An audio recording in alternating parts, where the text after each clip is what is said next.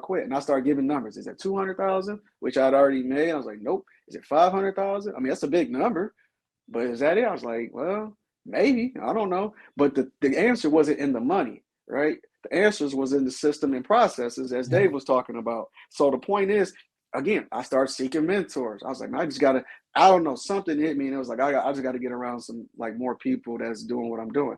Start going to podcasts like this, which where I commend Dave for starting this podcast, because sometimes you changing people's lives, right? And I just happen to go on podcasts. I'm clicking through. I don't know which ones I'm clicking through, and I hear there's one guy's a little bit entertaining. He likes to sing on his podcast for whatever reason with his I haven't daughter, got to the but singing part.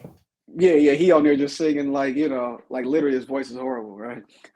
But the point is, he made a statement. He was like, yeah, I flipped probably 120 houses last year.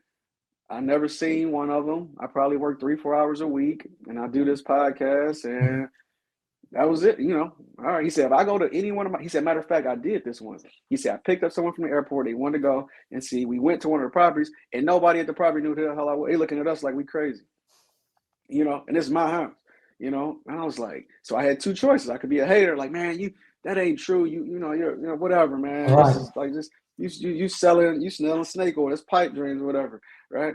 I could have said that, or I could have been like, man, clearly this guy knows something that I don't know, Right. which is the path I chose, and I started following him more, studying him. He resonated with me, and just like I did with my first mentor, I mean, it's an opportunity. I mean, it's value exchange. They didn't do this stuff for free. First mentor I paid him, which it was a big deal, right? It was like I wasn't just like, oh, here you go. It was like a big deal. Like, man, I'm spending money. The first time was Right. like $3,000. I maxed my credit card out twice not because I ain't had the money, but because I thought it could have been a scam, all this type of stuff, right? That was my first mentor. This guy here, he wasn't just he didn't want to be a mentor. He had a whole community of the top real estate investors in the nation. Right. So earlier you heard me mention about the top 5 people you spend the most time with. You are who you surround yourself with. Right. So I was like, oh, okay. And that was significantly more expensive. That was 25,000 to join.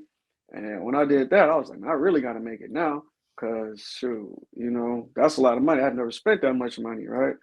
But I was like, I remember specifically at this point, I had different mentors in business. So I was wise enough to think to myself, I was like, okay, they got top performers across the country in this group. Some of them are in Michigan. Either way, I'm going to be competing with the guys who are in Michigan, so at least I can learn the same stuff. Yeah. You know what I mean? That's the same stuff that they're learning. So I joined, and that's when I learned that the higher you go up, the more giving people are. Right. So you're getting around people. I remember specifically these guys was hitting $1 million a year. They're in the same market and they helping me, giving me all these systems, processes, how they do this, how they do X, Y, Z. And we literally in the same market and we're supposed to be quote unquote competitors.